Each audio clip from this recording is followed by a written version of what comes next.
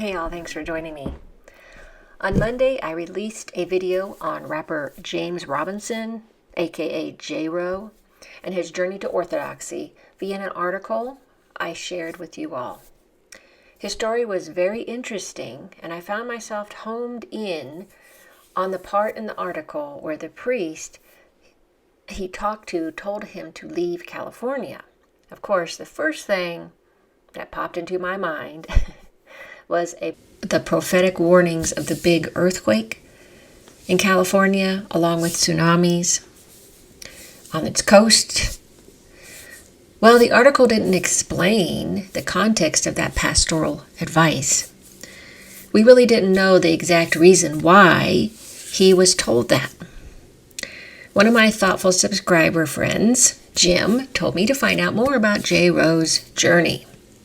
So I found the video interview through Buck Johnson's YouTube channel. I'm going to play 2 clips from the thorough and wonderful interview that's about 95 minutes long that will fill in the blanks left from the article. Here we go. And we were just friends. And one day I went to her apartment and I saw an icon in her apartment. Just one icon there. And I was in my head, I'm like, oh, that must be like a Russian thing, they have to have this in their house, and because it was kind of like you could see it was something that meant something, just in this one part of her room. So I was like, wow, okay, I didn't know she was religious or, but then I thought like this must be like a Russian thing. So she eventually told me, like, yeah, every now and then I drive to Arizona to this monastery, and I can stay there for a few days and I can help out. And I said, wow, that sounds cool. Then sometimes she would go for a few days and she'd come back, show me pictures. I'm like, wow, that's cool. One day she said, do you want to go? You want to go with me? And the first thing that popped in my head was that church in Macedonia. I was like, it was probably like that. Like, I'm going to give you some information on that since I watched that whole video. The Macedonian Church he saw, it was huge and it was beautiful. He didn't go inside. He just saw the exterior of it. And there were a couple of priests that were going towards the church, and they had, their cassocks on and the long gray beards. And he said something like, wow, these guys are serious, Just want to throw that in there as well. And he's talking about the girl he met, the Russian journalist who was doing some work on American hip-hop culture. That's how they met.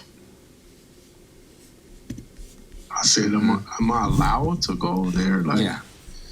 I had no clue what Orthodoxy is still. She didn't tell me even still. She just was like, I go here and, I said, yeah, I'll go. I've been to missions before. It's beautiful. I'm going to go see this beautiful place and come back home and continue with my life. And we went, and we get there in the middle of the night. We get there like 12:30 after midnight. And of course they have service there starting at 1:30. Yeah. So I go to where the men are staying, and she goes to her. So I get dressed and I just walk into the church by myself. I mean, it hits me to this day. I just walked into the church and it was like the most beautiful thing I've ever seen. The chanting, the smells, the icons. And one thing that really caught my attention was the children. They were walking in very behaved, venerating the icons. I said, I've never seen nothing like this in my life. I've never seen this before. And it was hard to breathe even. I was just like wow, this is amazing. This is it. So that was the first part, his experience inside that the Orthodox Church at St. Anthony's Monastery. I really loved the way he expressed what he was feeling when he went into the church.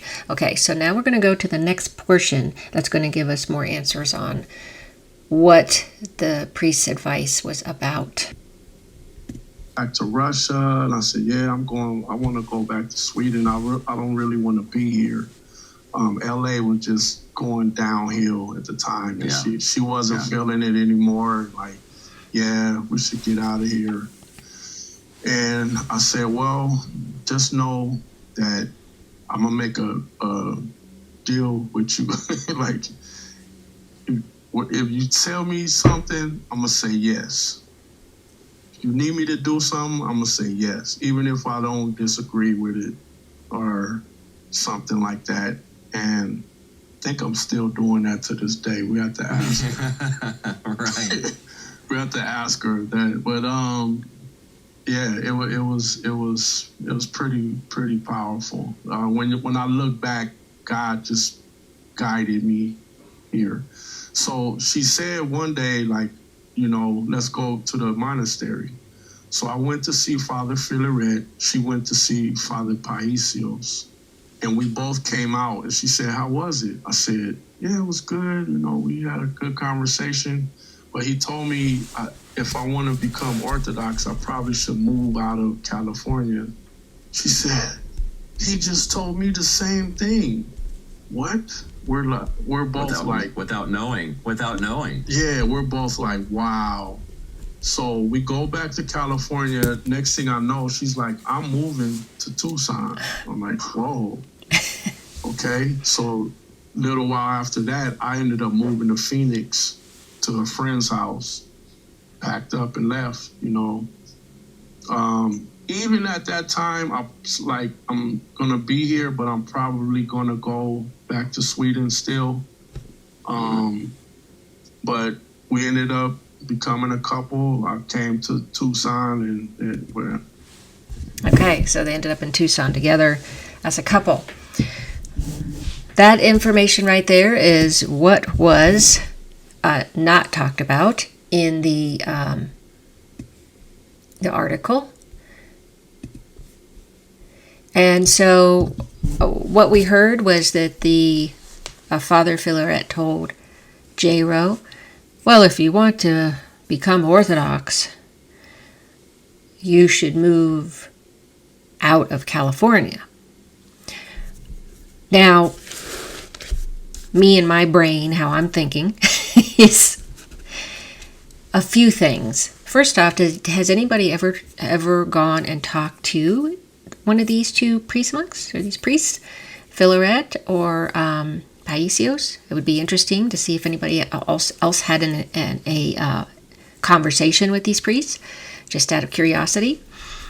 However, both of them got the same answer, that they needed to move out of California. So we could take that as, for me, I found two things that could mean.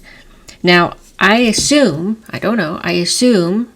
but we don't know, because that part is not put out there, that maybe they brought up their feelings about living in LA to the priests, so the priests said, well, you should probably move out of there due to the LA area being so, superficial and all about money and what you have and material things, and they live kind of like Sodom and Gomorrah or soap operas, whatever. That was the part I was thinking, well, maybe that's why they told him that they should move from there if he wants to become Orthodox, to live a more Orthodox life. It would be easier outside of that type of environment. That's what I took out of what the priest told him and her, I'm guessing, because they said the same thing. I also can't help thinking that still they didn't bring up anything about what they usually say at this monastery, which is to not live on the coasts. But perhaps they didn't have to do that because these people were already trying to figure out a way to get out of there. They weren't feeling it anymore, as he said. So I wouldn't say that. I think it just worked out well that they were able to say that. Now, that's just me and my ideas in my head. You all, please share what you think this means. It's just simply what I said, or is there something I missed, or is there something else to it, or am I reading too much into it? I tend to do that. So please let me know what you think. I hope this fills in the blanks for you so that you understand what was actually said. Put the link of this interview by Buck Johnson in my description, my video's description, so that you can watch the whole thing if you'd like to. It's quite interesting. So please share what you think on this.